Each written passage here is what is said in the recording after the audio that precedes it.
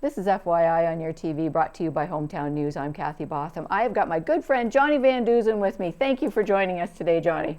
Thanks so much for having me. It's been a long time. There is, I think, two people in this world that when I think I have an idea I can approach, and one is you and one is Sean right here at your TV. So I had an idea and you're helping me out with this.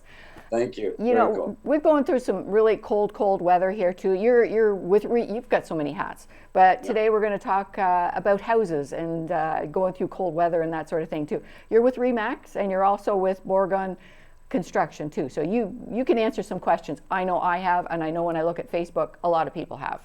Yeah, You for know, sure. we talk about the cold weather, and the first question that comes to mind, is I hear an awful crack of my house. What is going on, Johnny?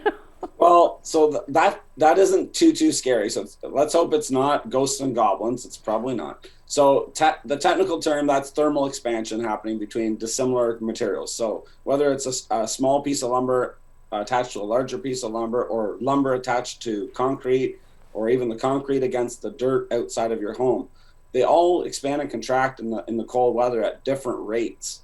So once they get to a certain point, they make that snapping noise. But it's nothing to be alarmed about. But make sure it's not doing anything really dangerous, like it's not breaking a floor joist or something like that. Okay, now how do you find that out too? Because those of us that are listening right now or have heard this crack, it's like, how is that not doing damage to my house? Yeah. Well, I mean, if you have an exposed ceiling in your basement, that's one thing you'd be able to look up and see the joists and stuff. But if you don't, I mean, you'd be watching for a soft spot in your floor that wasn't previously there. You're walking along and you find it bounces a little bit. That would be a bad indication that something's wrong with your floor joist for sure. Okay, now this is just something we didn't even talk about this, but it was some advice I was given a long time ago. You know when you're walking across your floor and you got a squeaky spot, Yes. you put baby powder on it, and Oh. even if it's carpet, and you let it sink through, and then you vacuum it up, but it might still squeak, but it's not as loud. Yeah, generally the squeaking is on the underside of the substrate, so there's plywood on top of your floor joist. I think the squeaking is generally the edge of the stud and the plywood rocking or moving a little bit.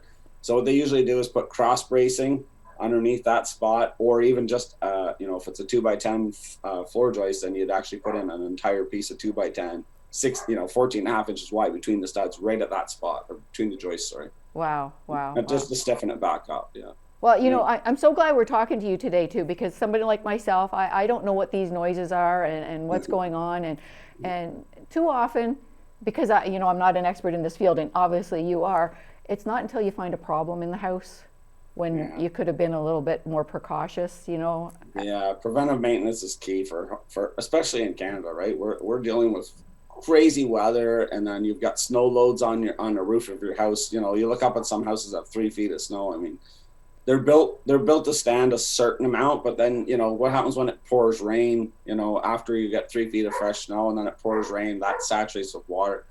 Your house is really getting some stress on the roof and stuff, so you definitely want to keep an eye on it. Good investment would be a snow rake, so you can get up there and pull some of that snow back down before it rains. You got to watch the weather. That's the biggest thing. We have potentially some snow coming right now, and I mean, I know I sent you a couple notes, just things we're going to chat about, like a generator, and I'm guilty too. You should be starting these things like every 30 days, and plus it will use up some of the fuel, so now you can get in some fresh fuel. So that's generally what I do when I go run it. I don't run it for 10 minutes. I'll run it for like an hour, and let it run down some fuel so I can top it off. I only put in super unleaded with no ethanol. Ethanol is not a good fuel for long storage. Okay, it loses its power, so ignition ability. So what I'll do is run just super. Shell has some in town. Drummond's has it. Canadian Tire has it on their super. You'll see a sign that says no ethanol. That's probably something you should think about for a generator if you're doing that. Some houses will have a generator ring. I have a ring on my hydrometer that has to be installed by a professional. So that hydro ring, unfortunately, I do still have to go out and start my generator in the cold and plug in a cable. But at that point, I can choose any circuits in my house up to a total of 30 amps. Okay, so you're not running your hot tub because that's 60 amps, but you're not running like your full stove but you could certainly run an element, and you could run your fridge and freezer and a bunch of lights. Like if you ever drive by my place, I usually turn on an outside light during a storm when the power's out. I turn on my front light. I want my neighbors to know, where I live. I want I have nice neighbors. I want them to know if there's a problem, they can come to my house. I have power. So that's generally what I do. Fire the thing up, turn on my front light. We are comfortable enough to just keep warm and see what we're doing. Maybe watch a movie, even just chill out. That's right, and that's so important too. Yeah, people have generators. I mean, what taught us during Ice Storm 1998 was to get a generator. No. But you can't just let it sit stagnant and then expect it to work when you need it. Nothing more frustrating than trying to start it when you really, really need it. You want it to start, if it's a pull cord. First pull, second pull, you want that thing running. And for sure, touching on that, I mean, this storm coming could knock out our power. You could have a furnace go out. So, I mean, a couple of things we did talk about were propane or natural gas furnaces both have a fresh air pipe and an exhaust pipe, not too far above the ground, a couple feet above the ground. You're going to want to make sure that you keep the snow cleared away from that. Last thing you need is your furnace acting up on a frigid cold night, and they always break on the coldest nights, for sure. That's right. So you don't want that. So you want to keep the snow away from those pipes. Some winter maintenance for your home heating system is going to be done actually in the fall. You're going to want to make sure your chimneys are clear. Hire a professional to maintain your furnace. I know a house I used to own had a oil furnace, and it was a good quality furnace, but they are a little bit particular.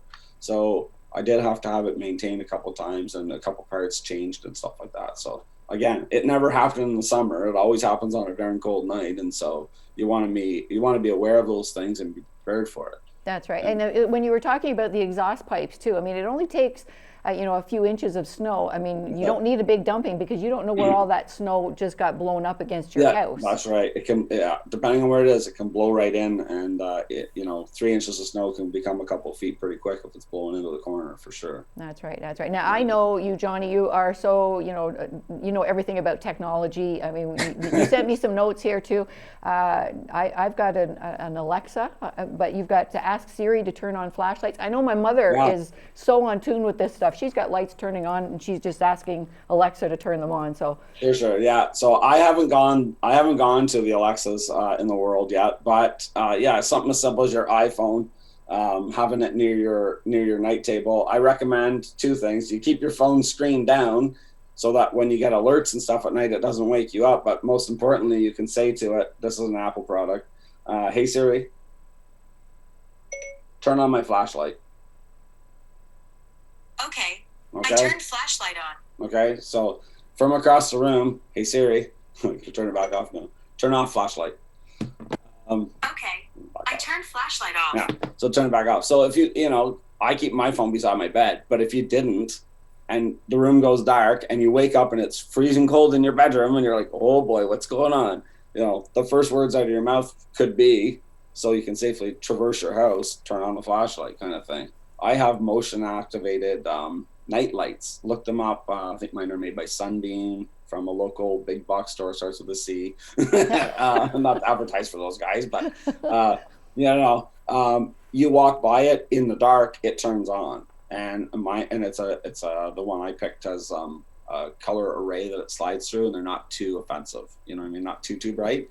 But when the power goes out, they also turn on automatically, and you can pull it from the wall and turn it on and use it as a flashlight. So it actually has a bright beam at the end of it as well. So, find a motion activated night light is what you're looking for. So as soon as the power's out, you have a safe way to traverse your house, And you really need to be prepared for this sort of stuff. We know it can happen. Everybody that's was around for the 1998 ice storm, we know this sort of stuff can happen around here. Happens all the time. Happens multiple times a year that we need to be ready for power outage regularly, almost in the wintertime around here. In the spring, you could be or in the fall, you should be checking your trees around your hydro wires, those type of things. Make sure that there's, no big branches that look, they're dead and they look like they could fall on your hydro lines. You don't need that. I mean, that's a hard fix, right?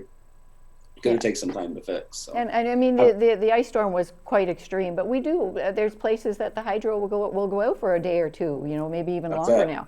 Yeah, no, that's it. So Hydro One has a really great app. So that's one of the first things I do when the power goes out is check their app to see, one, if they've been notified. Two, they usually give a duration of how long until the power's back on. So that helps you make some, drastic decisions. And I mean, there's a wide variety of scenarios to think about. If it's minus 30 and your power goes out, you have problems. You need to act quickly. You need to bundle up inside your house, keep the darn doors closed, and get ready and hunker down, get ready to stay warm. And at some point you might have to, kind of call the ball and get out of your house. Get in your vehicle, start your vehicle, and stay warm. Like minus 30 is no joke. Your pipes are going to freeze. If you have, a limited amount of time before things are going to start to go wrong. So that's right. Minus 2 or 3, we're Canadians. We can take that pretty easily. Yeah. And, for a little while. Down, there's other options. You still have hydro. You could plug in a space heater if you have one. Be careful with them; they're dangerous, right? But there's other options. But if you have no power, we have a propane fireplace insert. The propane will run, but you get no fan. So, the BTUs are limited amount of heat that you're getting off it, but you could cuddle up to it. If it's minus 30, you can get a little closer and at least try to stay warm, try to keep your house warm. Close off areas that you're not using, try to stay in one space and inside the house and try to stay warm that way, of course. All right. Now, I just thought of a question when you said propane, Johnny. I work with somebody that they ran out of propane. How can you not have that happen? How did that happen? So, I mean, I'm on propane myself, so I'm on automatic fill up. Every 21 days, a truck comes to my house. Doesn't matter if it's weekends or whatever. They come every 21 days and fill up my house. So you could go on automatic. Okay. If you don't want to go on automatic, you need to kind of monitor how much propane you've been using. So of course, you're using a lot more fuel during a cold snap. So the last 3 weeks have been darn cold. I won't be surprised if my tanks are very low when the truck comes the next time around. So, if you're a homeowner that is on propane, you're not on regular service. If it's really cold, get out. They have a gauge on them. Lift the lid, have a look, and see. And you'll want to call when it's 20%. Okay, not lower than 20%, because they can only run them down to 10 or 15% kind of thing, and then you won't have enough fuel to actually heat your home, fire the appliance up. All right, so these are all things to be prepared for, to look out for. Ask the expert. We got to do that for sure. So I thank you for being here today. I know before we started taping, you said you're with Bourgon Construction and you're helping with a library right now. Where's that? Yeah. So I'm actually a consultant for Bourgon, but I'm hands-on. I'm working as a site super. Some of you guys know. A lot of people still think I do electrical work. I haven't been in the electrical field for 11 or 12 years. So I've changed hats a few times. I left that and became a site super. I finished that job. I was working in Ottawa for a company there for over 6 years, building various cool properties. There's a lot of people know Lansdowne Park, the craft beer market, was one of my big projects. It's a beautiful building. I finished with those guys and started working in Kingston with Bourgon, and I moved into project management and estimation, which I loved. But the traveling got to be a bit much for me, and my wife and I are obviously homebodies and like to stick around our community because we love our community, and so it was important for me to get back home. So, I moved back home to work with some your group of companies, which we were doing some fun projects before this COVID came along. So I mean, man, we were having the time of our lives, and I can't say enough about the community spirit that those guys have at Samir Group of Companies. They do so much for us all the time. I never got a no from Chris, Mr. Samir himself. I never got a no when I said I'd like to do this for the community. It was always a yes, and I'll never forget how appreciative I was for that opportunity, for sure. But Bourgon was asked to look at a project locally, or they decided to look at a project locally. It's really right around the corner from my house, and so the owner there is also named Chris. We chatted about it and decided we would try and bid it up. So I got to estimate the job, and if I win the job, I get to run the job. So I won the job, and now I'm running the job. So it should finish up in the next probably 3 or 4 weeks. So we've had some delays getting materials. It's you know what's going on out there in the world. Yes, for sure. And where is it? Where is it you're working? Where is it? The library? So I'm just over at the old OPP station on 15. So it's going to be a Rideau Lakes Township Library is what it is. Wow, that's awesome. Oh, wow. Yeah. really great group over there. I look forward to seeing that going up. That's for sure. Yeah, that's for sure. Yeah, it's fun. Well, I thank you very much, Johnny, for joining us today. Like I say, you're one of my go-to persons when I have an idea. So Thank you. we'll just keep thinking, and we'll have you back again real soon.